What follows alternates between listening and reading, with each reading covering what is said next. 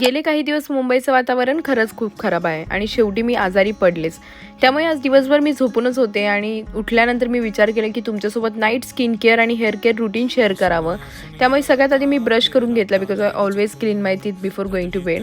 ते झाल्याच्या नंतर मी माझे फेस वॉश करून घेतला विथ माय फेवरेट सेराविक क्लिन्झरने. तो फेस वॉश केल्यानंतर मी लावलं होतं हेअर रोल ऑन सिरम, जे मी बी बॉडी वाईजचं यूज करते सध्या तरी.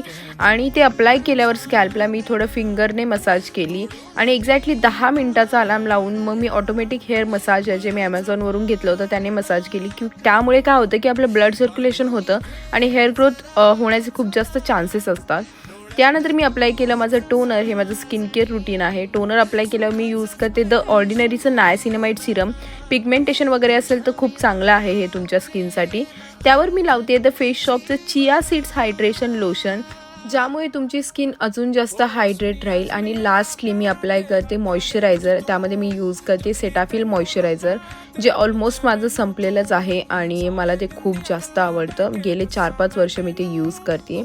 ते झाल्यानंतर मी माझे हेअर्स डिटँगल करून घेतले विथ द वुडन कोंबने बिकॉज मसाज केल्यानंतर केस खूप जास्त गुंततात.